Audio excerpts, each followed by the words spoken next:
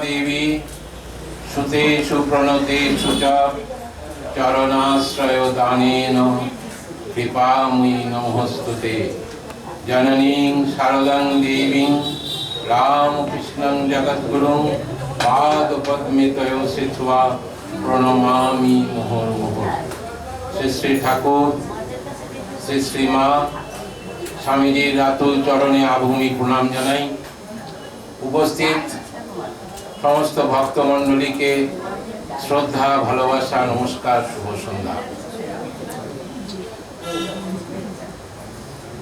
বাইরে একটু কথা হচ্ছে, কথাটা কম হলে ভালো হয়। আজকে আমরা একটা অপূর্ব প্রসঙ্গে প্রবেশ করব। সামনে ঠাকুরের তিথি পূজা। সকলের মোবাইল নামক যন্ত্রটি একটু নিষ্ক্রিয় করে রাখুন। সাধারণত এখানে কারো মোবাইল বাজে না, আমি বহু জায়গায় যাই, অনেক জায়গায় মোবাইল খুব ডিস্টার্ব করে, এমনকি বলরাম মন্দিরে পর্যন্ত মোবাইল ডিস্টার্ব করে। যাই হোক, সামনে ঠাকুরের তিথি পূজা 12ই মার্চ। আজ খুব ভালো দিন। যদি আমরা তারই মানস পুত্র, তার শ্রেষ্ঠ সন্তান নরেন্দ্রনাথের গুরু ভ্রাতা স্বামী ব্রহ্মানন্দজির কথা আলোচনা করি। কিছুদিন আগে 11ই ফেব্রুয়ারি তার জন্মতিথি গেল। আর তারপরে স্বামী অদ্ভুতানন্দজির জন্মতিথি গেছে। আমরা পরবর্তীকালে সামনের মাসে চেষ্টা করব অদ্ভুতানন্দজিরও জন্মতিথি আলোচনা করবার। আজ খুব অ্যাপ্রোপ্রিয়েট দিন ঠাকুরের মানস পুত্র স্বামী ব্রহ্মানন্দজির কথা আলোচনা করি। স্বামীজির মধ্যম ভ্রাতা মহেন্দ্রনাথ দত্ত, তিনি ব্রহ্মানন্দজির সম্বন্ধে অনেক অজানা তথ্য লিখে গেছেন। এগুলো আমি আপনি কেউই বিশেষ জানি না বা জানতামও না।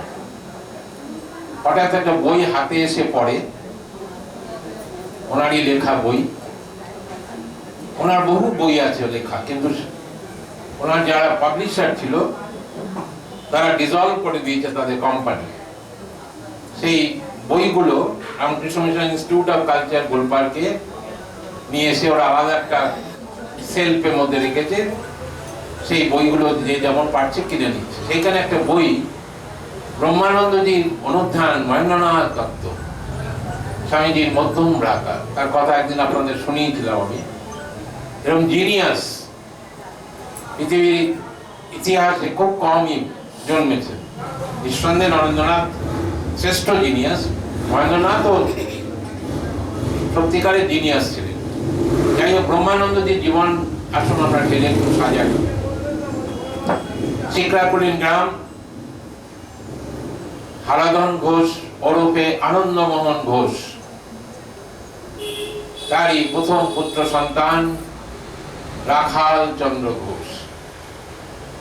শ্রীরামকৃষ্ণদেব দেখুন, ভাবলে গায়ে কাটা দেয়, যেন বেছে বেছে সব ঠিক সেট করা রয়েছে। রাজমিস্ত্রির মতন কোথায় কোন ঢালাইটা, কোন গাঁথনিটা কিরম ভাবে হবে, ঠিক তেমনি যেন সেট করা রয়েছে। রাখাল ওখানে জন্মাবে, নামও হবে রাখাল, ব্রজের রাখাল। নাম কিন্তু ঠাকুর গিয়ে দিয়ে আসেননি শিকরাকুলিন গ্রামে। আনন্দমোহন ঘোষ তার সন্তানের নাম রাখছেন রাখাল চন্দ্র ঘোষ, যিনি ব্রজের রাখাল। শ্রীরামকৃষ্ণ জানতেন, তাকে দেখে ব্রজের রাখাল বলে চিনতে পারবেন। এখানে বিজ্ঞানের কথা আসতে বাধ্য। আজকে আমরা শুধু স্বাভাবিকভাবে অনুধ্যান করলে চলবে না, এর পেছনে বিজ্ঞানটাও বুঝতে হবে। তাহলে আমরা সত্যিকারের ঠাকুরকে জানতে পারবো, চিনতে পারবো। রোমারোলা যেটা বলেছিলেন যে কোনো বৈজ্ঞানিক পৃথিবীতে জন্মেছে কিনা আমি জানি না, কিন্তু একজন বৈজ্ঞানিককে আমি চিনিছি, he is none other than Sri Ramakrishna. সত্যি বৈজ্ঞানিক। কি অপূর্ব ভাবে নামটি পর্যন্ত তিনি ঠিক করে রাখলেন, রাখাল, রাখাল চন্দ্র ঘোষ। ছোটবেলা থেকে নিরভিমান, অত্যন্ত শান্ত, ভদ্র, কারোর সাথে ঝগড়া করেন না। 1863 জানুয়ারি মাস, অত্যন্ত পবিত্র মাস। শুধু তাই নয়, ভগবান শ্রীরামকৃষ্ণ দেবের 3 জন পার্ষদ একটা মাসে জন্মগ্রহণ করেছিলেন। এখানেও একটা বিজ্ঞান, একটা অঙ্ক। কিরম অঙ্ক দেখুন। 3 জানুয়ারি হরিভাই স্বামী তুরীয়ানন্দজির জন্মদিন, জন্মালেন 1863, 3 জানুয়ারি। +9 12 জানুয়ারি বিশ্ববন্দিত বীর সন্ন্যাসী স্বামীজি জন্মালেন। +9 21 একের পিঠে 2 12, 2 এর পিঠে 1 21, মাঝখানে ওটাও 9 এটাও 9, শ্রীরামকৃষ্ণের ফেলাসি। তার আবার শুভঙ্করী অঙ্কে ধাঁধা লাগে। ও বাবা, ও শুভঙ্করী অঙ্ক, অথচ নিজেই বড় অঙ্ক করছেন, নিজে অঙ্কে ধাঁধা লাগছেন, অঙ্ক করলেন না, কিন্তু সব থেকে বড় অঙ্কবাজ। 1863 একসাথে 3 জনকে নিয়ে এলেন, মাঝখানে সংখ্যা 9, আর 9 is the best number for any human being as per astrology. আমি অ্যাস্ট্রোলজিতে খুব বিশ্বাস করি না, আমি ঠাকুরমা স্বামীজি আছেন, আমার অ্যাস্ট্রোলজি দরকার হয় না। হয়তো বলবেন আপনি আংটি পড়েছেন কেন এতগুলো, লোকের চাপে পড়েছি। কিন্তু শ্রীরামকৃষ্ণ দেখুন, 3rd 12 21, difference between these 3 only 9. The 9 is the best number for any human life. কি অপূর্ব সুন্দর শ্রীরামকৃষ্ণ দেবের অনন্য সৃষ্টি। রাখাল চন্দ্র ঘোষ 21 জানুয়ারি 1863 শিকরাকুলিন গ্রামে আনন্দমোহন ঘোষের বাড়ি আলোকিত করে। তার আরেকটি নাম ছিল হারাধন ঘোষ, ওরফে আনন্দমোহন ঘোষ। আলোকিত করে জন্মালেন, অপূর্ব সুন্দর সন্তান, কারোর সাথে ঝগড়াঝাটি করেন না।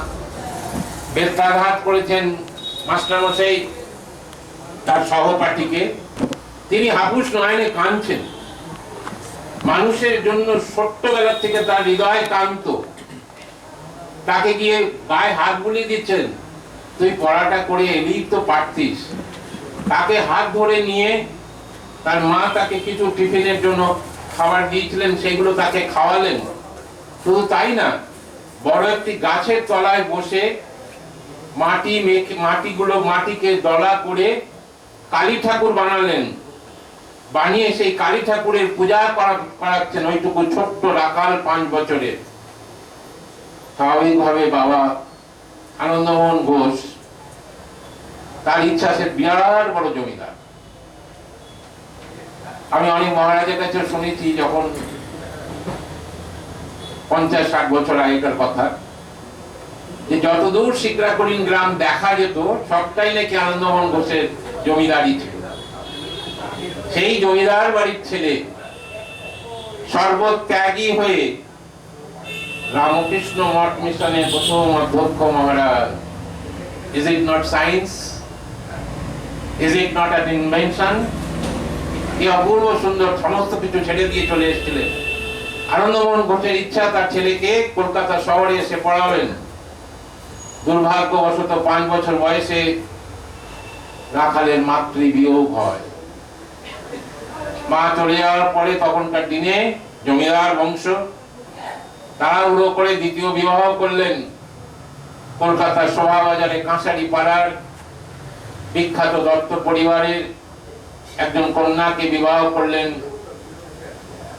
বিমাতা তাকে খুবই স্নেহ করতেন, ভালোবাসতেন, কিন্তু তার যখন নিজের সন্তান হলো, রাখালের প্রতি তার অত যত্ন ছিল না।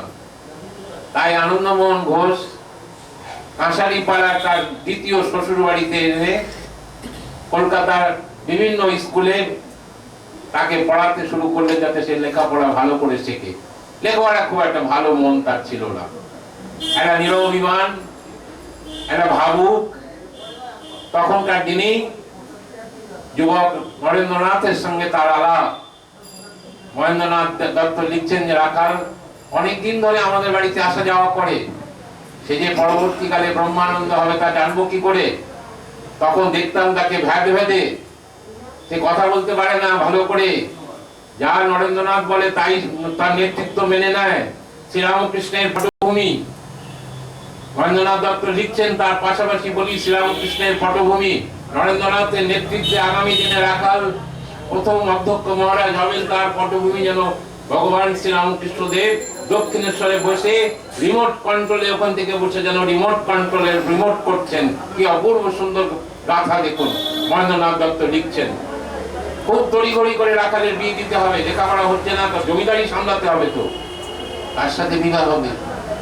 এও ঠাকুরের ঠিক করা, এও ঠাকুরের ঠিক করা। কি অপূর্ব সুন্দর হিন্দমোটর এখনকার দিনের যে জায়গার নাম, সেইখানকার নাম বিখ্যাত ডাক্তার ভুবন মোহন মিত্র, তার সেজ কন্যা ভগবান শ্রীরামকৃষ্ণদেবের বিশেষ গৃহী ভক্ত মনমোহন মিত্র তার তৃতীয় ভগ্নী। আবার মনমোহন মিত্র রামচন্দ্র দত্তের মাস্ততো ভাই।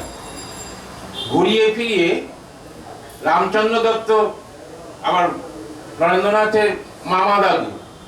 ঘুরিয়ে ফিরিয়ে আমরা দেখতে পাই অপূর্ব একটা আবিষ্কার, যে নরেন্দ্রনাথ এবং ব্রহ্মানন্দজি যেন দূর সম্পর্কে আত্মীয় হয়ে গেলেন। কিভাবে? এবার আসুন সেই কথায়। তার বিবাহ ঠিক হলো তার সেজ ভগ্নী বিশ্বেশ্বরী দেবীর সাথে। তার বয়স তখন 11। রাখালের বয়স 18। 18 বছর বয়সে রাখালের বিবাহ হলো বিশ্বেশ্বরী দেবীর সাথে, বয়স তখন 11। মনমোহন মিত্র ভগবান শ্রীরামকৃষ্ণ সকাশে নতুন জামাই এবং বিবাহিতা ভগ্নীকে নিয়ে চলেছেন শ্রীরামকৃষ্ণ সকাশে। ঠাকুর বসে আছেন তার ছোট্ট খাটটিতে, হাসি হাসি মুখে। মনমোহন মিত্রতে গিয়ে বলছেন, আমার ভগ্নিপতিকে নিয়ে এসেছি। ঠাকুর দেখছেন ব্রজের রাখাল, ঠাকুর দেখছেন ব্রজের রাখাল। বহুদিন আগে ভগবান শ্রীরামকৃষ্ণ দেব দক্ষিণেশ্বর মন্দিরে, নাট মন্দিরে বসেছিলেন, গঙ্গায় দেখছেন ভগবান শ্রীকৃষ্ণের হাত ধরে অনেকগুলি রাখাল বালক হাত ধরে তারা ক্রীড়ারত ছিলেন। তাদের মধ্যেই দেখেছিলেন রাখালকে। সেই রাখাল সামনে দাঁড়ানো, হাসি হাসি মুখে বললেন, হ্যাঁ আমি তো জানি। মনমোহন মিত্র আলাপ করাচ্ছেন, আমার ভগ্নিপতি। ঠাকুর বলছেন, হ্যাঁ আমি তো জানি।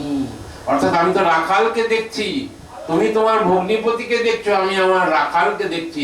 এটিও একটি বিজ্ঞান। ঘুরিয়ে ফিরিয়ে রাখালকে নিয়ে এলেন নিজের সান্নিধ্যে, নিজের কাছে নিয়ে এলেন। ভালো করে রাখালকে দেখলেন, রাখালকে দেখলেন, ভাবস্থ হয়ে গেলেন। হঠাৎ রাখাল ভাবছেন, আমাকে দেখে এরকম ভাবে চোখের পলক পড়ছে না, চোখের পাতা পড়ছে না, একভাবে হাসি হাসি মুখে তাকিয়ে আছে। লোকটা কি পাগল? আমাকে তো আগে কোনোদিন দেখেনি, হঠাৎ এরকম ভাবে অপলক দৃষ্টিতে তাকিয়ে আছে কেন? বিশ্বেশ্বরী দেবী স্বাভাবিকভাবে, নতুন বউ, ঘোমটা দেওয়া, বলছেন প্রণাম করো। হনুমান মিত্র বললেন, রাখাল প্রণাম করলেন, বিশ্বেশ্বরী দেবীও প্রণাম করলেন। বিশ্বেশ্বরী দেবীকে মাথার ঘোমটা সরাতে বললেন ভগবান শ্রীরামকৃষ্ণ দেব। তার মুখ দেখার জন্য নয়, দেখার জন্য যে এ আমার রাখালের সাধন পথে কোনো বাধা হবে কিনা, এ আমার রাখালের সাধন পথে কোনো বাধা হবে কিনা তাকে পরীক্ষা করবার জন্য পায়ের থেকে মাথা অবধি সমস্ত নিরীক্ষণ করলেন। ঠাকুর came to the conclusion যে না, ও খারাপ মেয়ে নয়, ও ভালো। আমার রাখালের পথে কোনো বিপদ বা কোনো বাধা সে সৃষ্টি করবে না। অপূর্ব সুন্দর। ঠাকুর নিশ্চিন্ত হলেন, হাসি মুখে বসলেন, মনমনেকে নানা রকমের ভালো ভালো কথা বললেন। তখন হৃদয় ভাগ্নে হৃদয়কে বললেন, ওরে মিষ্টি নিয়ে আয়, নতুন বউ এসছে, মিষ্টি নিয়ে আয়। আর মার কাছে খবর পাঠালেন যে নতুন বউয়ের মুখ দেখবে একটি টাকা দিয়ে, নতুন বউয়ের মুখ দেখবে একটি টাকা দিয়ে। মা বিশ্বেশ্বরী দেবীর মুখ দেখলেন একটি টাকা দিয়ে। তখনকার দিনে 1 টাকা দিয়ে কি 5 টাকা দিয়ে নতুন বউয়ের মুখ দেখা হতো। এখন গিফট চেক দিয়ে মুখ দেখা হয়, ড্রাফট দিয়ে, এনইএফটি করে মুখ দেখা হয়। তখন একটি টাকা দিয়ে মা তাকে মুখ দেখলেন। ভগবান শ্রীরামকৃষ্ণ ভাব চক্ষে দেখছেন। রাখাল আসছেন, এসেছেন ছোট্ট শিশুর মতন, কোলে উঠে বসে পড়ছে, ঘাড়ে উঠে বসছে, যেন তার বায়না, এটা খেতে দাও ওটা খেতে দাও, ভাব চক্ষে দেখছেন। রাখাল এসে সামনে বসেছেন, ভাব চোখে দেখছেন। এইবার শ্রীরামকৃষ্ণের এসেছিলেন মাতৃভাবে। যুগ যুগ ধরে ভগবান এসেছেন, যুগ যুগ ধরে অবতার এসেছেন, মাতৃভাব আমরা পাইনি। এইবার শ্রীরামকৃষ্ণ এসেছিলেন মাতৃভাবে। রাখালকে দিয়ে তার প্রমাণ দিলেন জগতের কাছে। রাখাল এমনই করছিল, কখনো কখনো এসে আমার স্তন্য পান করেছে। আজকে সবার মনে প্রশ্ন একটি, পুরুষ শরীরে রাখাল স্তন্য পান করে কি সত্যি তার মাতৃ সুধা কি পেয়েছিল? ঈশ্বর পাইয়ে দিতে পারেন। ঈশ্বর ইচ্ছা করলে সব পারেন। ঈশ্বরের ইচ্ছা বিরুদ্ধ আমাদের দৃষ্টি নেই, ঘ্রাণ নেই, স্বাদ নেই, শ্রবণ শক্তি নেই। ঈশ্বরের ইচ্ছাতে আমাদের অস্তিত্ব। ঈশ্বরের ইচ্ছা বিরুদ্ধ একটা ঘাসের সোজা পর্যন্ত নড়তে পারে না। রাখাল মাঝে মধ্যে ঠাকুরের স্তন্যপানও করেছে। ঠাকুরের কঠিন ব্যবহার রাখালের আর ছেড়ে যেতে ইচ্ছা করছে না। রাখালের বাবা আসছেন গরুর গাড়ি করে, ঘোড়া গাড়ি করে, এত শত জিনিস নিয়ে। আপনি রাখালকে বারণ করুন এখানে আসতে। রাখাল তো বিবাহ করেছে। প্রথম ঠাকুরের উপরে খুব রাগ। দেখলেন রাগ করে কিছু হবে না, বকাবকি করে কিছু হবে না। লোকটি সরল, আমার ছেলেটাও সরল, বোকা, কিন্তু তাকে কিভাবে ফিরিয়ে নিয়ে যাব? আনন্দমোহন ঘোষ এসে ভীষণ রাগারাগি করছেন ঠাকুরের উপরে। বলে ওকে বাড়ি নিয়ে যেতে চাই। বলে যে রাখাল দেখ, তোর বাবা এসে বাড়ি নিয়ে যাবে বলছে। সোজা সরল ভগবান বলছেন বাড়ি নিয়ে যাবেন, যা তুই বাড়িতে যা। ঠাকুর বলছেন বাড়িতে যা। রাখাল তো যেতে পারবেন না, তার তো পায়ে বেরি পরিয়ে দিয়েছেন ভগবান শ্রীরামকৃষ্ণ, তাকে পায়ে বেরিয়ে পড়িয়ে দিয়েছেন। কিন্তু হ্যাঁ, কিছুটা বাকি আছে, কিছুটা বাকি আছে। এরাই হচ্ছেন সিদ্ধ পুরুষ। তাদের সংসারের কিছুটা বাকি থাকলে তার সিদ্ধতা লাভ করবার জন্য তাকে সংসারে আবার জন্মাতে হয়। রাখাল সেই জন্যই জন্মেছেন ভগবান শ্রীরামকৃষ্ণের পার্ষদ হবেন বলে। ভারী সুন্দর ভাবে ঠাকুর বলতেন, ওরে তোর বাবা এসে নিয়ে যেতে চাই, যা। তার ঘরের সংসারে তাকে ফিরতে হবে, কিছুদিনের জন্য হলো ফিরতে হবে। তখন ঠাকুর বারবার বলাতে একবার গেলেন কিছুদিন বিশ্বেশ্বরীর সাথে ঘরও করলেন। বিশ্বেশ্বরী খুব তাকে চিঠি লিখতেন। চিঠিগুলো দক্ষিণেশ্বরে এলে চিঠিগুলো খুলতেন না, তখন পোস্টকার্ড হয়নি। তখন কেবলমাত্র ব্রিটিশের স্ট্যাম্প দেওয়া খামের মধ্যে চিঠি আসতো, তাও চিঠিগুলো খোলা থাকতো। অর্থাৎ ব্রিটিশ সরকার দেখতো, স্ক্রুটিনি করতো যে চিঠির মধ্যে অন্য কোনো অনুশীলন দলের কোনো কথা লেখা আছে নাকি। সেজন্য চিঠিগুলো সব খোলা থাকতো, সরকারি চিঠিও খোলা থাকতো। যতদিন ভারতবর্ষ স্বাধীন হয়নি, স্বাধীন হওয়ার পরে, আমাদের স্বাধীনতা লাভের পরে কিন্তু জানবেন চিঠি বন্ধ করার কনসেপ্টটা এসছে। তার আগে সমস্ত চিঠি খোলা থাকতো, এমনকি অফিসিয়াল চিঠি পর্যন্ত, সরকারি চিঠি পর্যন্ত খোলা থাকতো। তাই চিঠি আসতো, একটা চিঠি খুলে উনি পড়তেন না। প্রতিদিন তিনি একটা করে চিঠি লিখতেন, তুমি বাড়িতে ফিরে এসো, বাড়িতে ফিরে এসো। যা করেন মায়েরা করেন তার স্বামীর জন্য, সেই জন্য তিনি আকুল ব্যাকুল ভাবে করতেন। কিছুদিনের জন্য বাড়িতে এলেন, সংসারও করলেন, পুত্র সন্তানও হলো। নাম রাখলেন সত্যচরণ। পৃথিবীর আধ্যাত্ম ইতিহাসে একমাত্র ঘটনা, একমাত্র লোন ইনসিডেন্ট, একজন সংসারী হয়ে, একটি পুত্র সন্তানের পিতা হয়ে, একটি সংগঠনের সর্বময় কর্তা হতে পারলেন প্রথম অধ্যক্ষ মহারাজ স্বামী ব্রহ্মানন্দজি। প্রাথমিক জীবনে সংসারী। পৃথিবীর আধ্যাত্ম ইতিহাসে একমাত্র ঘটনা, যা শ্রীরামকৃষ্ণ দেব তার নিজের বিজ্ঞান ভিত্তিক আধ্যাত্ম জগতে তার সৃষ্টি করে দেখিয়ে দিয়ে গেছেন। পরবর্তীকালে তার জীবন দেখলে মোহিত হতে হয়, তার জীবন দেখলে বিস্ময় বোধ করি, তার জীবন দেখতে অবাক হয়ে যাই। বহু মানুষ তাকে নিয়ে লিখতে গেছেন, পারেননি লিখতে। সত্যচরণ তার পুত্র সন্তান। ঠাকুরের বলা কঠিন ব্যামো চলে গেলেন 1886। রাখালও কিছুদিনের জন্য বাড়ি ফিরে গিয়েছিলেন বিশ্বেশ্বরী দেবী বহু অনুরোধে বাড়ি ফিরে গিয়েছিলেন।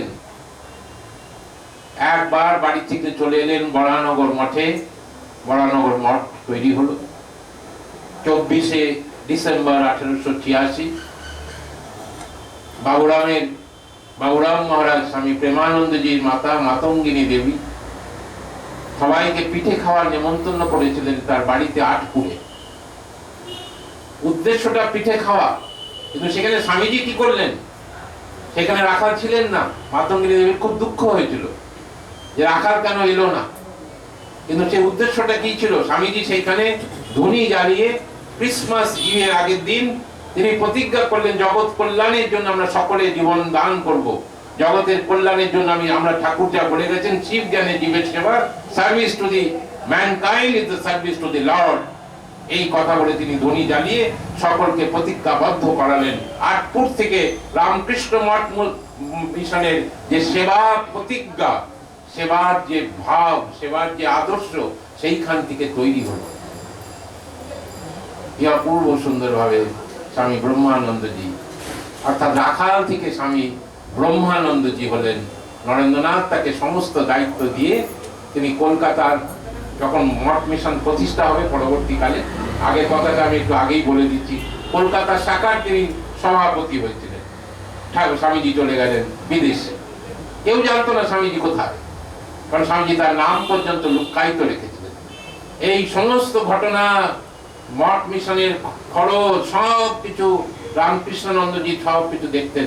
আর রাখাল মহারাজ ভাবে বিহল হয়ে থাকতেন। যখন চিঠি আসতো চিঠি খুলতেন না, চিঠি ছিঁড়ে ফেলে দিতেন, কখনো চিঠি পড়তেন না। আর চলে গেলেন তিনি পাহাড় পর্বত জঙ্গলে। হঠাৎ একদিন বিশ্বেশ্বরী দেবী ঘুমের ঘরে দেখলেন রাখাল মহারাজ এই যে কামনা বাসনা থেকে সরছেন। রাখাল মহারাজ আস্তে আস্তে তার সংসার পথ থেকে তিনি নিবৃত্তি পাচ্ছেন। ভগবান শ্রীরামকৃষ্ণ দেব সূক্ষ্ম শরীরে রাখালকে আস্তে আস্তে নির্মাণ করছেন তার মানস পুত্রে, মানে জগৎ কি বলবে। তাই বিশ্বেশ্বরী দেবী দেখলেন স্বপ্নে যে রাখাল মহারাজ একটা পাহাড়ের চূড়ায় উঠে দাঁড়িয়েছেন, সেইখান থেকে পড়ে তার জীবন চলে যায়। সেই দেখে অসম্ভব দুঃখ কষ্টে তিনি ভেঙে পড়লেন এবং নিজে আত্মহত্যা করলেন, আত্মহত্যার পথ বেছে নিলেন। তখন সত্যচরণের বয়স মাত্র 4 বছর। কে দেখবে সত্যচরণকে? বাড়ি যারা আরো দিদি দাদা বা অন্যান্য যারা ছিল তারা তাদের দেখত। সত্যচরণকেও সিমলে স্ট্রিটে বহুবার নিয়ে আসা হয়েছে।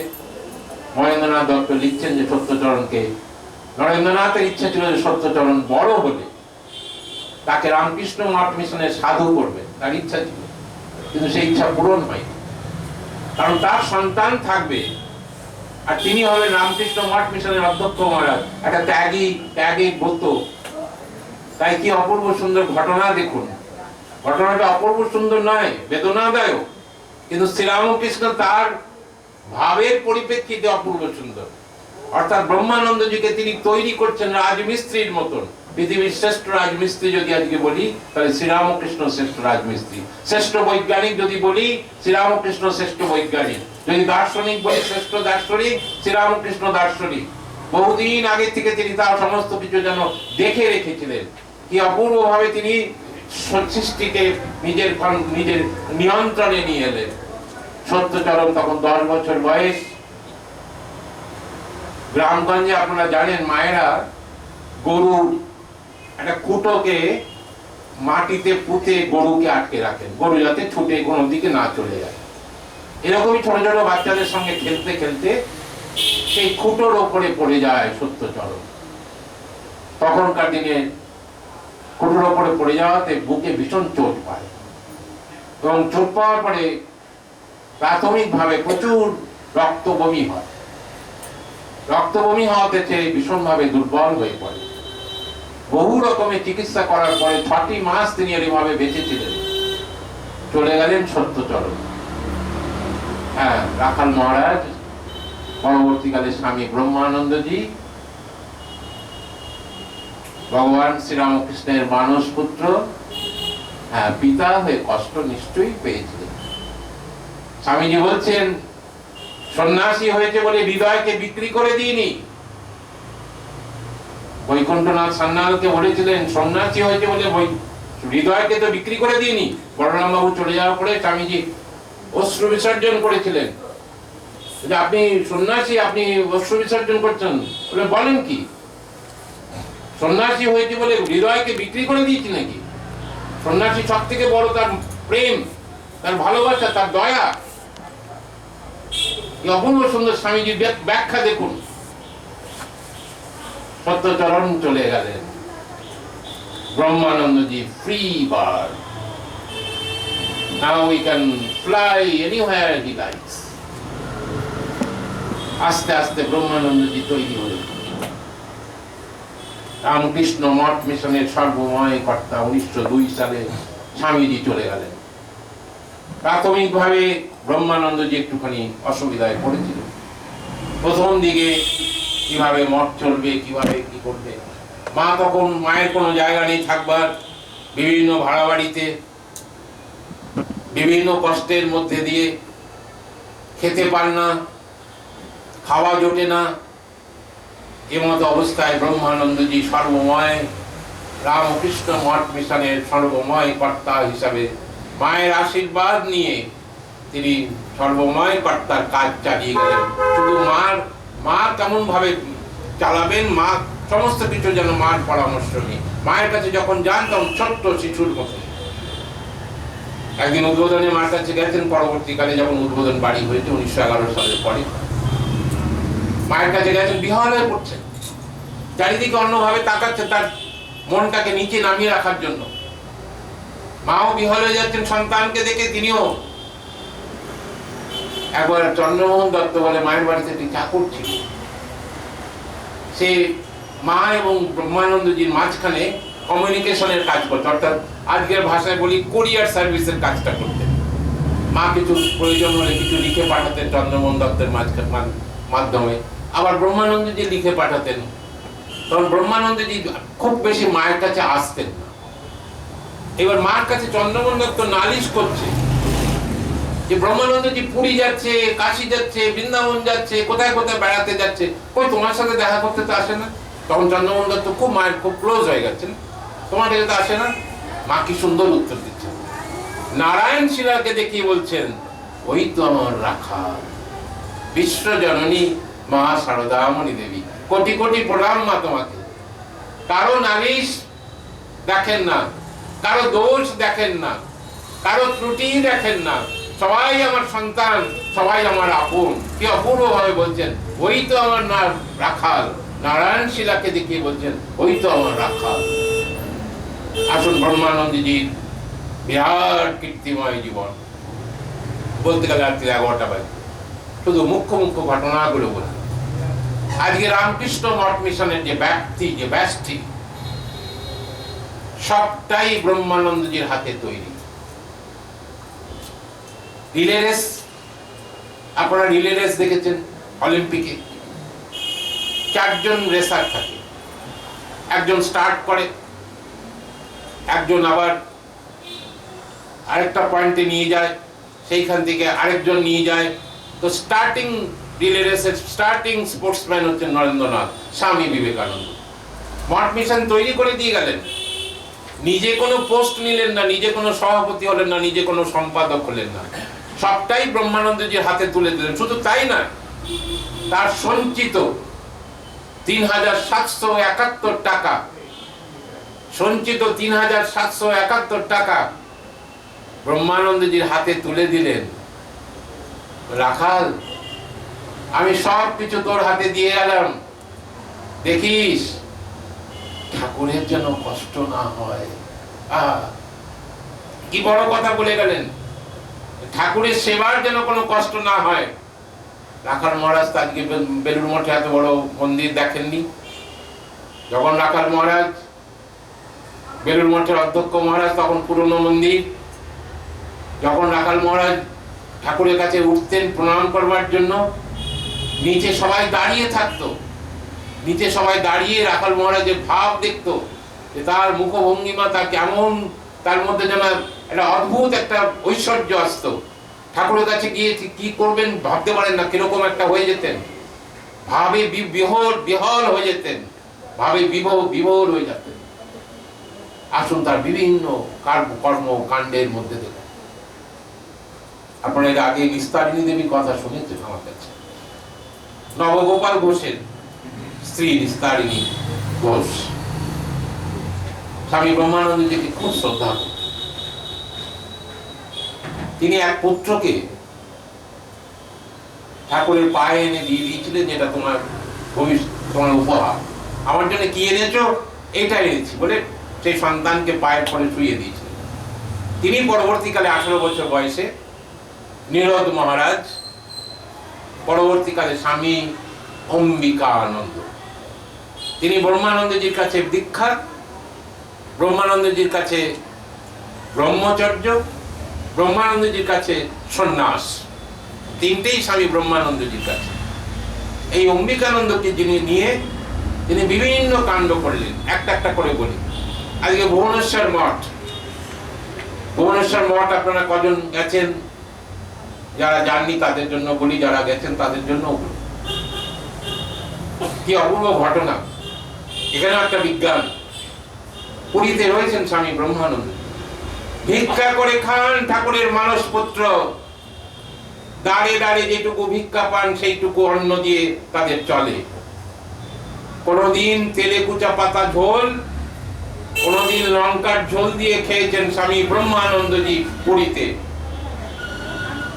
ট্রেনে করে আসছেন, কলকাতায় ফিরবেন, রেল ইঞ্জিন, কয়লার ইঞ্জিন, তখন ভুবনেশ্বর রেল স্টেশন হয়নি, একমাত্র কটক স্টেশন। ভুবনেশ্বরের রাজধানী তখনও কটক সাব ডিভিশনাল রাজধানী ছিল, কলকাতা থেকে ব্রিটিশ ভুবনেশ্বর রাজ্যকে কন্ট্রোল করত।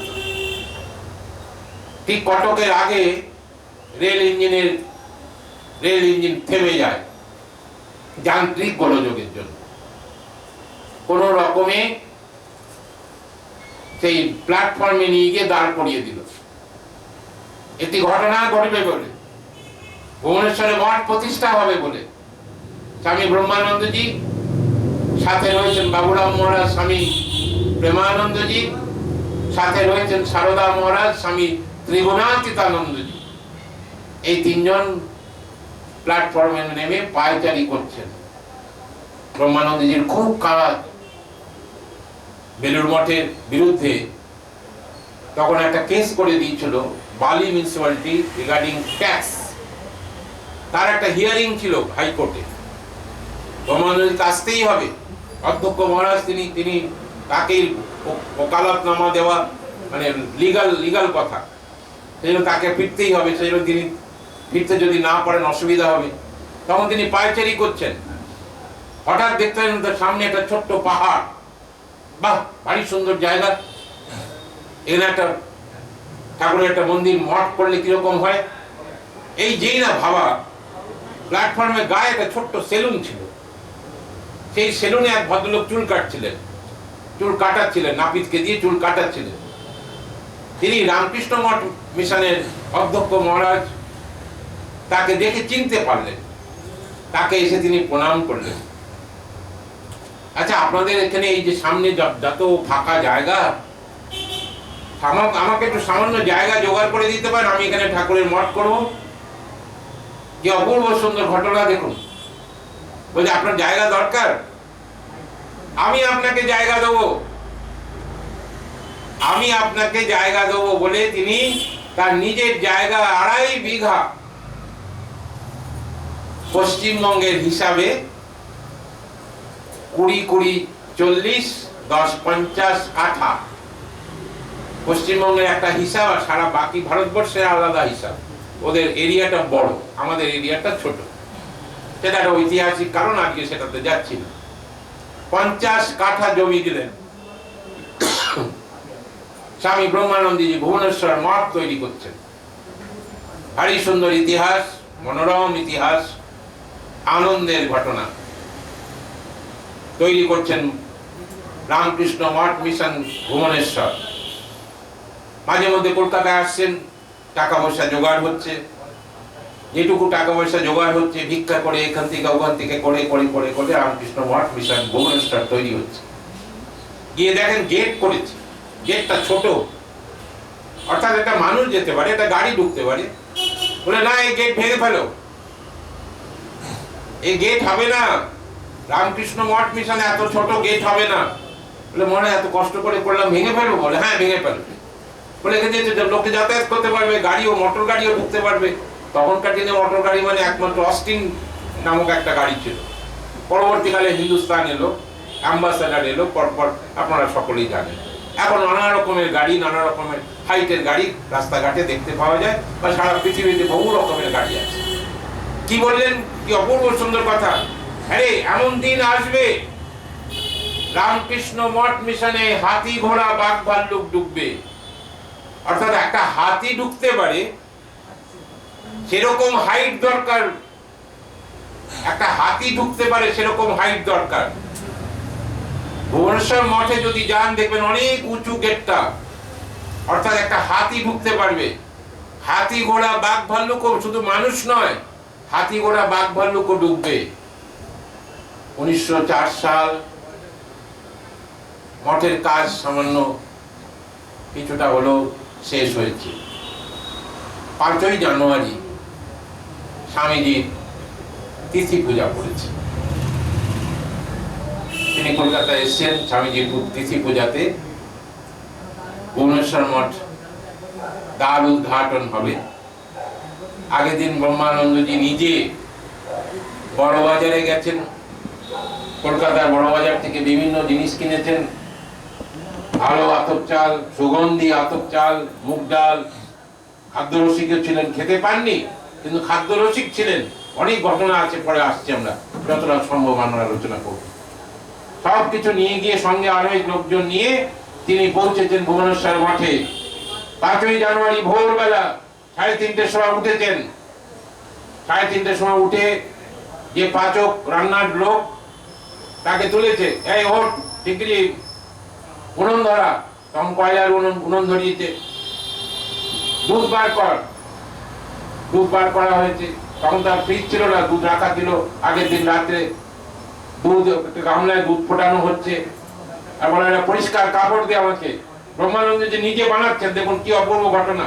মানুষকে আনন্দ দেওয়ার জন্য আনন্দ ঘন ভগবান শ্রীরামকৃষ্ণের আনন্দী স্বামী ব্রহ্মানন্দজি এলাচ, দারচিনি, তেজপাতা সবকিছু একটা কাপড়ে বেঁধে, আর দুধ ফুটছে তার মধ্যে তিনি সেখানে গোলাচ্ছেন। আপনারা যেমন রান্নার কাজ করেন সেরকম, অর্থাৎ একটা সুন্দর একটা সুগন্ধি একটা পানীয় তৈরি হলো। বলে একটা ভালো দেখে কাপ ডিশ নিয়ে আয়, আমি এনেছি, আমার ইসের মধ্যে ব্যাগের মধ্যে আছে, একটা কাপ ডিশ নিয়ে আয়। নিয়ে এসে বলে কাপ ডিশে দিয়ে একজন ব্রহ্মচারীকে ডাকলাম, এদিকে আয়, এটা নিয়ে যা, গিয়ে স্বামীজিকে দেখে। বলে কি মহারাজ বলবি, রাজা রাজা মহারাজ পাঠিয়েছে। বলে এটা কি বলবো? বলে এর নাম মোগলাই চা, এর নাম মোগলাই চা। চা পাতা নেই, দুধ ফুটেছে, দারচিনি, লবঙ্গ, এলাচ সব দিয়ে একটা প্রিপারেশন তৈরি করে বললেন এর নাম মোগলাই চা। গিয়ে স্বামীজিকে দিয়ে সকলেই আনন্দের সাথে সবাই খেলেন। তার মধ্যে মিষ্টি দেওয়া আছে, মিষ্টিতে মিষ্টি হয়েছে। রাজা মহারাজ তৈরি করেছেন। বলে বলেছিস, কি বলেছিস? বলে হ্যাঁ রাজা মহারাজ দিয়েছে। বলে হ্যাঁ দেখ, স্বামীজি খাবেন, স্বামীজি খাবেন, খুব আনন্দ পাবেন। স্বামীজিকে তোরা চিনবি না, স্বামীজি সব খান, স্বামীজি খুব আনন্দ পাবেন। কি আনন্দ, স্বামীজিকে নিজে হাতে চা করে খাওয়াচ্ছেন, উইদাউট টি লিফ, চায়ের পাতা নেই, তিনি মোগলাই চা বানিয়ে খাওয়াচ্ছেন। দুপুরবেলা কি রান্না হবে, কি ভোগ হবে সব বলে দিলেন। খিচুড়ি হবে, খিচুড়ির মধ্যে টমেটো পড়বে, কড়াইশুঁটি পড়বে, শীতকাল, বাঁধাকপি পাতা পড়বে, আরো সব সব বলে দিলেন। গাজর পড়বে, বিনস পড়বে, অমুক যা যা পড়বে মায়েরা ভালো বলতে পারবে। তখন দুপুরবেলা ঠাকুরমা স্বামীজির প্রসাদ হলো। প্রসাদ হওয়ার পরে রাজা মহারাজ, অধ্যক্ষ মহারাজ, তিনি প্রথম প্রসাদ পাবেন। তিনি প্রসাদ পেলে বাকি ভক্তরা প্রসাদ পাবেন, আর যারা ব্রহ্মচারী সাধু মহারাজ আছেন তারা প্রসাদ পাবেন। তিনি তো সামান্য একটু খান। বলছেন যখন খাওয়ার শক্তি ছিল যখন খাওয়ার ইচ্ছা ছিল তখন খেতে পাইনি, আজকে যখন খেতে পারি না তখন আমার সামনে এত খাওয়ার। হায় রে ঠাকুর, হাসতে হাসতে বলছেন, হায় ও ঠাকুর, তোমার এই পরীক্ষা করার প্রয়োজন ছিল? তিনি সবাই বসে আছে মহারাজের প্রসাদ পাবেন বলে। মহারাজ কি করলেন, একটা বড় বাটিতে করে খিচুড়ি, আলুর দম হয়েছে, ফুলকপি তরকারি হয়েছে, সব একটু একটু নিয়ে একটা বড় চামচে ঘেটে দিলেন। ঘেটে দিয়ে বললেন, সবাইকে প্রসাদ দিয়ায়, বলবি রাজা মহারাজের প্রসাদ। বলে, মহারাজ এটার কি নাম? মজা করে বলছেন, রাজা মহারাজও মজা করছেন, বলে এটার কি নাম? এটার নাম বলবি গোপাল গপ্পা। অর্থাৎ তিনি গোপাল, গোপালের প্রসাদ, তিনি গোপাল, গোপালের প্রসাদ সকলকে দিচ্ছেন। এবার মিষ্টি, নানা রকমের মিষ্টি রয়েছে। আরেকটা বাটি আনা হলো, সেই বাটিতে নানা রকমের মিষ্টি, দই সব দিয়ে সেটাকে ঘাটলেন, ঘেটে বললেন সকলকে দিয়ায়। মহারাজ এটার নাম কি? এইটার নাম উইলিয়াম ভট্ট, এটার নাম উইলিয়াম ভট্ট। এরকম রসিক মহারাজ স্বামী ব্রহ্মানন্দজি আজকে রামকৃষ্ণ মঠ মিশনে আপনারা যে শ্যামনাম রাম নাম শোনেন, করেন, গান, পূর্ণিমা এবং একাদশীতে রাম নাম শ্যাম নাম আপনারা করেন, আপনারা এখানেও করেন আমি জানি, বিভিন্ন মঠ মিশনে হয়। এটি উদ্যোক্তা স্বামী ব্রহ্মানন্দজি। স্বামী ব্রহ্মানন্দজি স্বামী অম্বিকানন্দজিকে নিয়ে, নিস্তারিণী দেবীর পুত্র যিনি নিরোধ মহারাজ, তাকে নিয়ে বিভিন্ন জায়গায় গেছেন। দক্ষিণ ভারতে বিভিন্ন জায়গায় গিয়ে দেখেন এই রাম নাম শ্যাম নাম হচ্ছে। তখন বললো, নিরোধ, তোর গলায় তো অসম্ভব সুর। নিরোধ মহারাজ খুব সুন্দর গাইতেন, ভালো পিয়ানো বাজাতেন। হাওড়ায় নবগোপাল ঘোষের বাড়িতে রামকৃষ্ণপুরে যদি যান, মাঘী পূর্ণিমার দিনে, কয়েকদিন আগে মাঘী পূর্ণিমা চলে গেল, আমার খুব ইচ্ছা ছিল যাওয়ার, আমি যেতে পারিনি বিভিন্ন কারণে। ওই একটা দিন ভয়ঙ্কর ভিড় হয় হাওড়া রামকৃষ্ণপুর ঘাট থেকে নবগোপাল বাবুর বাড়ি অব্দি, একটা পা রাখবার জায়গা থাকে না, এত লোক হয়। এবারও শুনলাম ভীষণ ভিড় হয়েছিল। লাস্ট 3 বছর এই করোনার কারণে ভিড় ছিল না, কিন্তু এই বছর অসম্ভব ভিড় হয়েছে, অসম্ভব লোক গেছে। কারণ ওখানে স্বামীজির ব্যবহৃত পাগড়ি আছে, আপনারা নিশ্চয়ই জানেন, স্বামীজির ব্যবহৃত পিয়ানো আছে। পরবর্তীকালে অম্বিকানন্দজি সেটা বাজিয়ে স্বামী ব্রহ্মানন্দজিকে গান শুনিয়েছেন। এবং এই অম্বিকানন্দজি রাজা মহারাজের উদ্যোগে, তার অনুপ্রেরণায় শ্যামনাম এবং রাম নামকে রামকৃষ্ণ মঠ মিশনের সৃষ্টি করে দিয়ে গেলেন স্বামী ব্রহ্মানন্দজির অনুপ্রেরণায়। আসি কাশীতে। কাশীতে সংকট মোচন মন্দির, স্বামী ব্রহ্মানন্দজি সংকট মোচন মন্দিরে গেছে। কাশীতে খুব বড় হনুমানজির মন্দির আছে, তিনি হনুমানজির প্রার্থনা করছেন, সুন্দরভাবে প্রার্থনা করছেন, পাশে অম্বিকানন্দজি বসে আছে।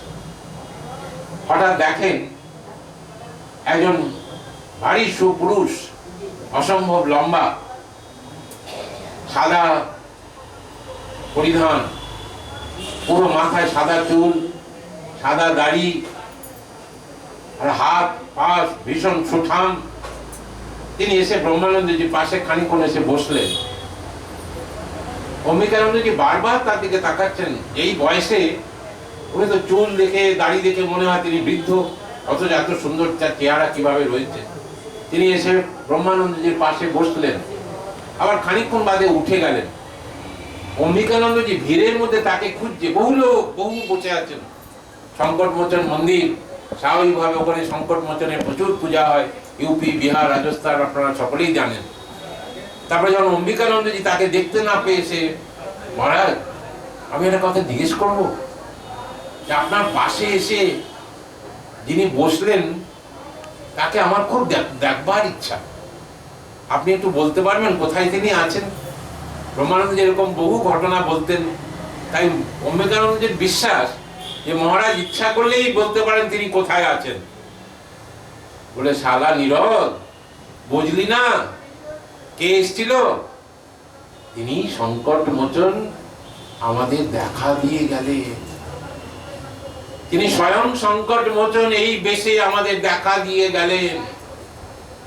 হীরদ মহারাজ হাপুস নয়নে অশ্রু বিসর্জন করতে লাগলেন যে আমার কি দিব্য দর্শন হলো, আজকে অপূর্ব দিব্য দর্শন আমার হলো।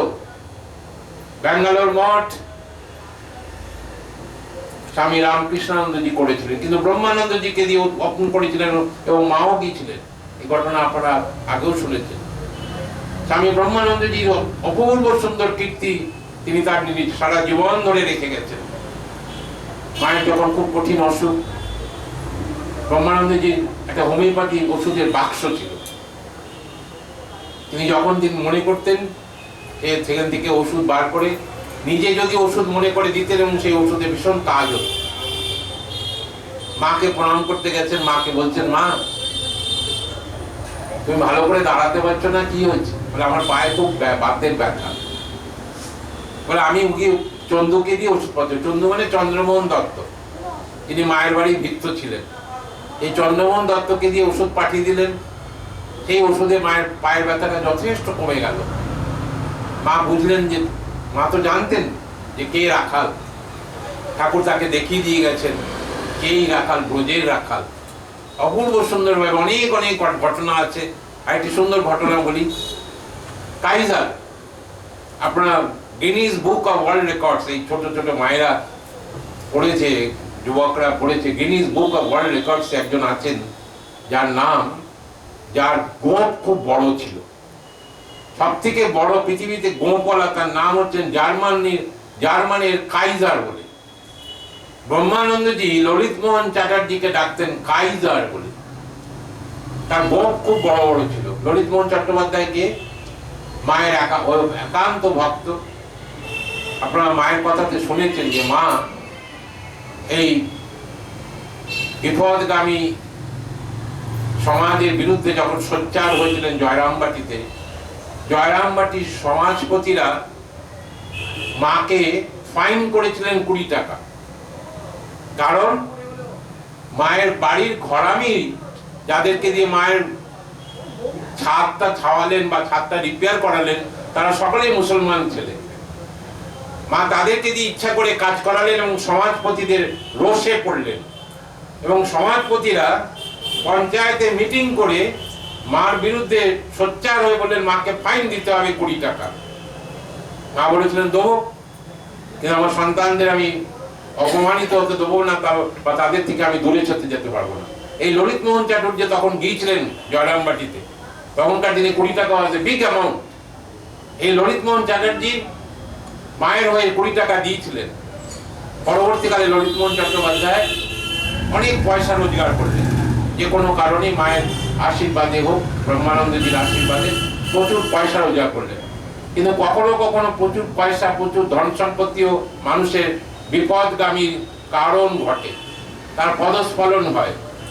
তখনকার দিনের বিখ্যাত হোটেল আজকের ওবেরয় গ্র্যান্ড।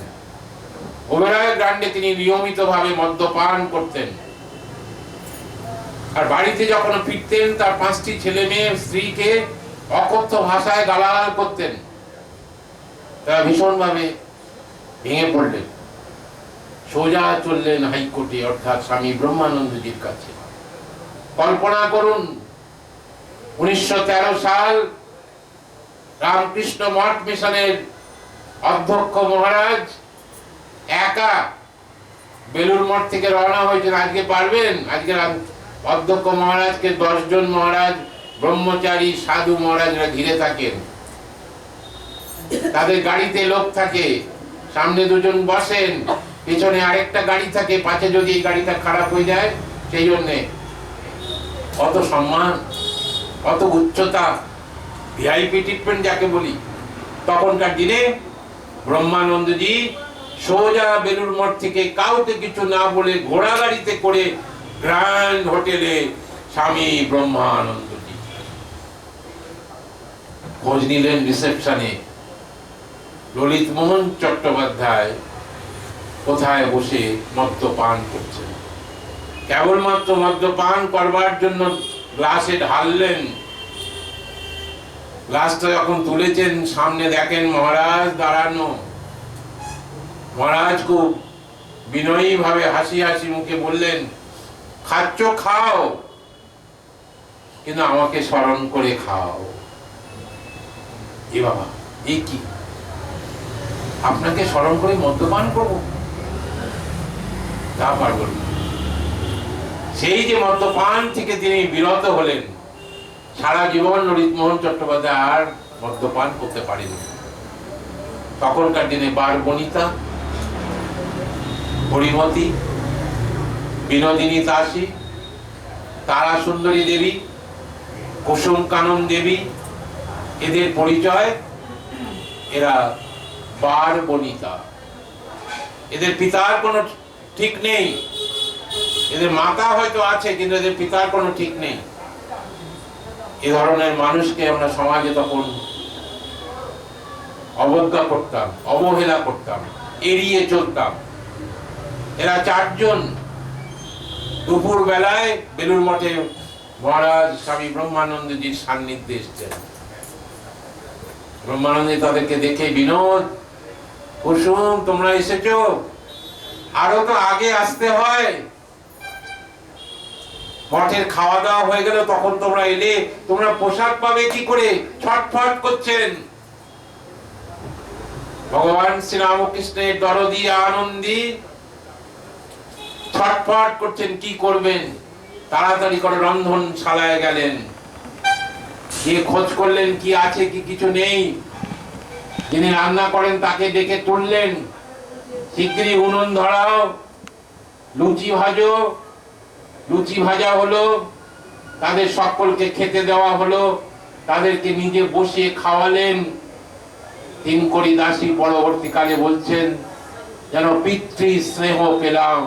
পিতৃ স্নেহ কি জিনিস তারা তো জানে না, তারা কোনোদিন পিতৃ স্নেহ পায়নি। আজকে মহারাজের কাছে এসে তারা পিতৃ স্নেহ পেলেন। মহারাজ অপূর্ব মজা করে গেছেন। একটি ছোট্ট সুন্দর মজার ঘটনা বলি। কোচবিহারের মহারাজা, আলিপুরে এখনো কোচবিহারের মহারাজার বিরাট বড় বাগান আছে। সেই পার্কে বয়স্ক মানুষরা এখনো সকালবেলায় মর্নিং ওয়াকের জন্য যান। সেই কোচবিহারের মহারাজ স্বামী ব্রহ্মানন্দজিকে নিমন্ত্রণ করেছেন যে আপনি আমার বাগান বাড়িতে আসুন, পুকুর আছে। মহারাজ বলেন, এই পুকুরে মাছ আছে? বলে, হ্যাঁ মাছ আছে। মহারাজের শখ হলো মাছ ধরবেন, ছিপ টিপ নিয়ে বসে পড়লেন মাছ ধরতে। কল্পনা করুন, রামকৃষ্ণ মঠ মিশনের অধ্যক্ষ মহারাজ কোচবিহার মহারাজের আলিপুরে বসে ছিপ ধরে মাছ ধরতে বসলেন। মহারাজ মাছ ধরতে বসতে দেখছেন আশেপাশে কেউ নেই, সবাই উঠে উঠে পালিয়ে গেছে। মহারাজ নিশ্চয়ই মাছ ধরতে পারবেন না। তখন তিনি কি করলেন, অনেকক্ষণ ধরে বসে আছেন।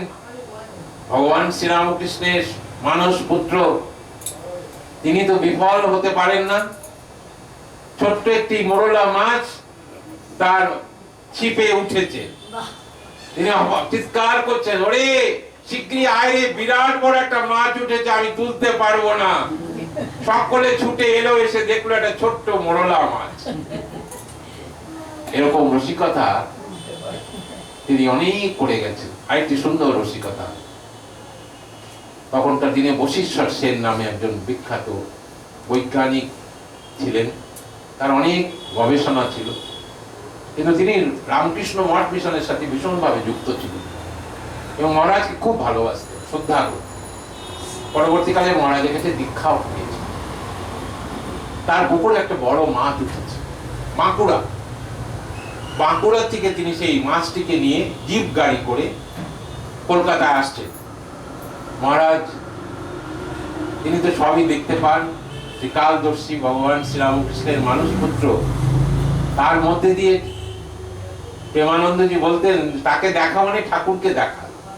কি অপূর্ব ভাবে পরবর্তীকালে অনেক লেখার মধ্যে দিয়ে আমরা দেখতে পাই যে বহু মানুষ, মানে বহু লোক যারা লিখে টিকে গেছেন, তারা বহু লোক তাদের উপলব্ধিতে লিখেছেন, অনুধ্যানে লিখেছেন যে পরবর্তীকালে যারা মহারাজকে দেখেছেন, যারা ঠাকুরকেই দেখছেন। অক্ষয় কুমার তিনি রামকৃষ্ণ পুঁথিতে তো লিখছেনই যে ঠাকুর, তাকে দেখা মানে ঠাকুরকে দেখা। তো বিকালবেলায় এসে মাছ নিয়ে পৌঁছেছে, আর মহারাজ একটা স্টিক ব্যবহার করতেন, লাঠি ব্যবহার করতেন। সেই লাঠি নিয়ে তিনি পায়চারি করছেন, তিনি জানেন মাছ আসছে, পায়চারি করছেন। মাছটা যেই এসে পৌঁছেছে, হ্যাঁ কেউ যেন মুড়োটা নিয়ে পালিয়ে না যায়, দেখবি, মজা করছেন, সকলের সাথে আনন্দ করছেন। লেজা নিয়ে কেউ যেন পালিয়ে না যায়, তখনকার দিনে মুড়ো লেজা বাদ দিয়ে মাছ কাটা হতো। কেউ যেন মুড়ো নিয়ে পালিয়ে না যায়, কেউ যেন লেজা নিয়ে পালিয়ে না। আমি কিন্তু গুনবো কতগুলো পিস হলো, সমস্ত পিস হলো। পরের দিন, তখনকার দিনে ফ্রিজ নেই, কোনো রকমে বরফ দিয়ে রাখা টাকা এরকম একটা ব্যবস্থা ছিল। পরের দিন ঠাকুরের ভোগ হলো, কদাচি বেলুড় মঠে মাছ আসে। এটি বাস্তব সত্য ঘটনা। কি অপূর্ব ঘটনা! এখানে একটা ঘটনা মনে পড়ে যায়। সবাই মাছ ভোগ, ঠাকুরের অন্ন প্রসাদ নিলেন। স্বামী প্রেমানন্দজি তার সংস্কার ছিল, তিনি ছোট্টবেলার থেকে তিনি সাদা ভাত স্বপ্ন দেখেছিলেন বলে সাদা ভাতই খেতেন, অর্থাৎ খুব সাধারণ খাবার খেতেন। ডাল সেদ্ধ, আলু সেদ্ধ দিয়ে তিনি খেতেন, বা একটু শাক হলে তার আর কিছু লাগতো না। সবাইকে তিনি পরিবেশন করে খাওয়াতেন, সবাইকে বেশি বেশি করে দিচ্ছেন। পংক্তিতে যারা বসছেন তাদেরকে হাড়ি হাড়ি খিচুড়ি রান্না করে খাইয়েছেন। ঠাকুরের জন্মতিথিতে এরকম সব ঘটনা আছে। কিন্তু তিনি নিজে খুব অল্পাহারী ছিলেন, তিনি মাছ খেলেন না। সবাই মাছ প্রসাদ পেল, সবাই মাছ আনন্দ করে খেলো। রাতে ঠাকুর এসে তার সামনে এসে বলছেন, আরে বাবুরাম, এত সুন্দর মাছের তরকারিটা হলো, আর তুই আমায় খেতে দিলি না। অর্থাৎ ভগবান শ্রীরামকৃষ্ণের অঙ্গ থেকে তৈরি এই সমস্ত পার্শ্বদ। আজকে এই যে 16 জন পার্শ্বদকে আমরা দেখি, ওইখান থেকে 1 2 3 4 করে যেন সকলেই শ্রীরামকৃষ্ণের শরীরের এক একটা অঙ্গ। অর্থাৎ তুই খেলি না বলে আমিও খেতে পারলাম না। তখন বাবুরাম মহারাজ হঠাৎ চিৎকার করে কাঁদতে আরম্ভ করলেন, ঠাকুর আমি কি ভুল করেছি? ওই মাঝ রাতে ব্রহ্মানন্দজি দাঁড়িয়ে আছেন, সারা রাত্রি ঘুমাননি, তিনি জানেন সবকিছু।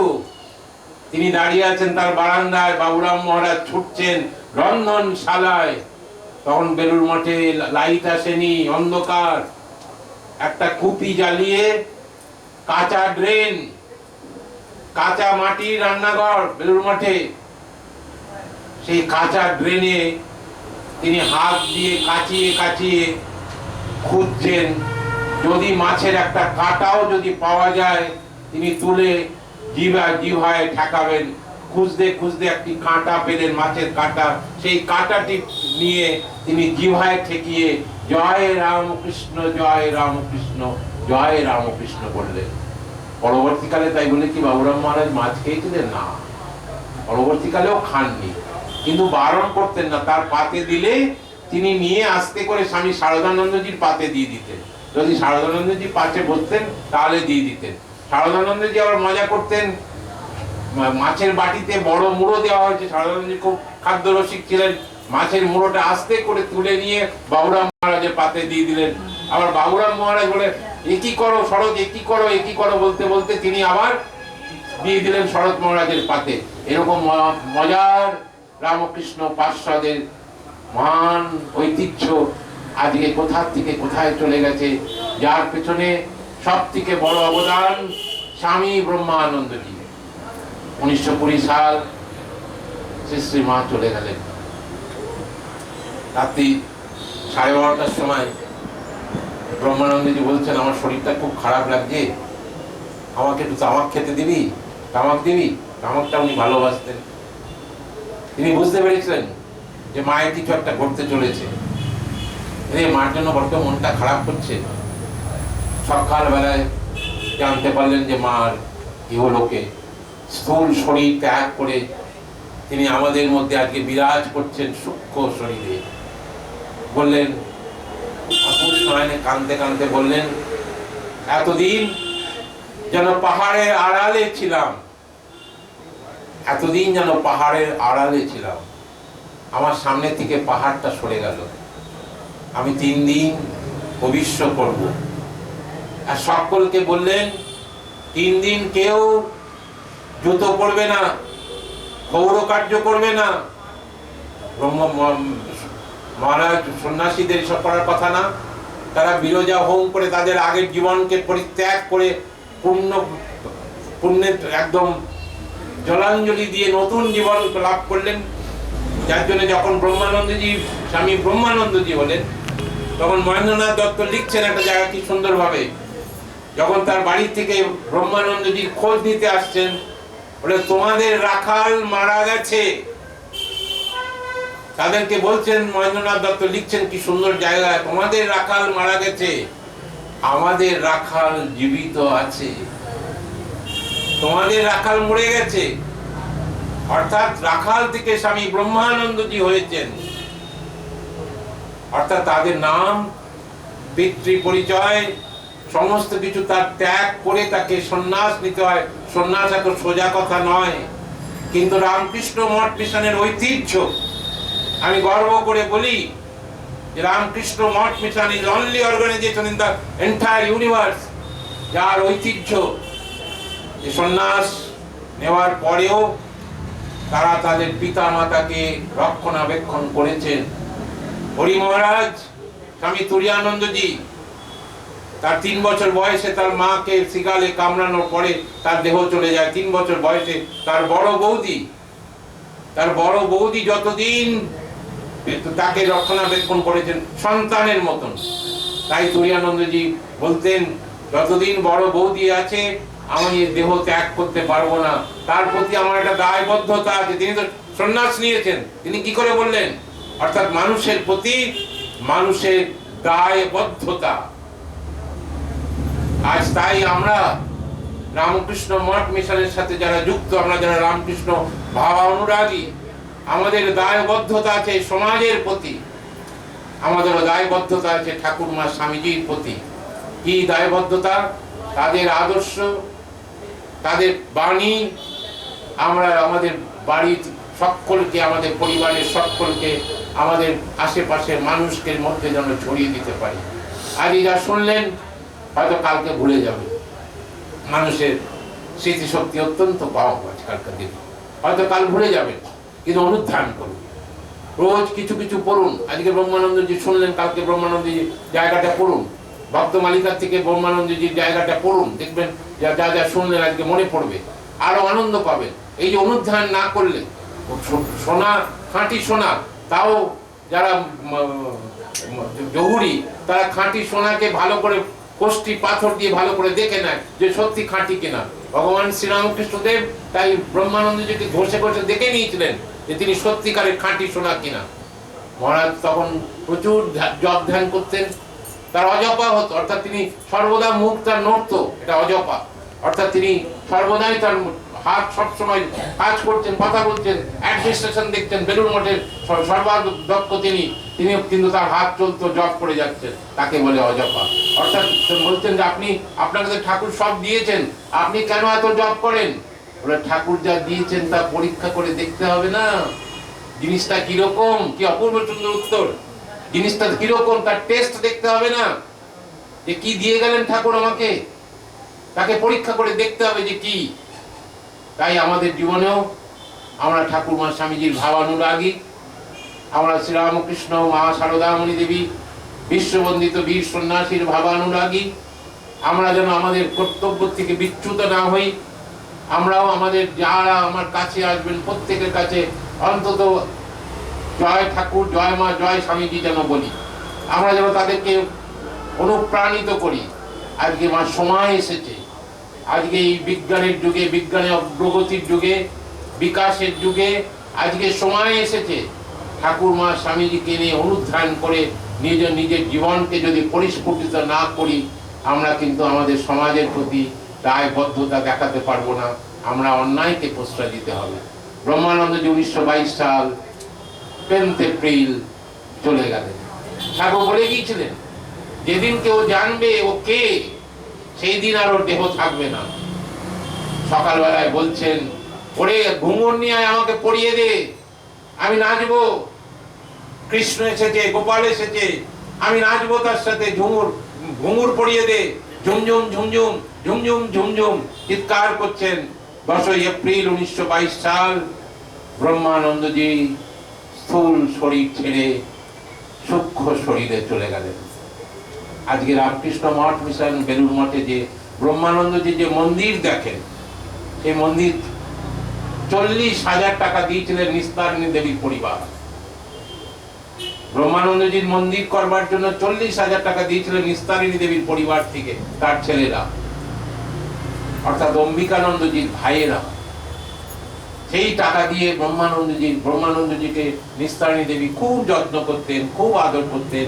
তাই তিনি যখনই যেতেন তাকে ভীষণ ভাবে খাওয়াতেন।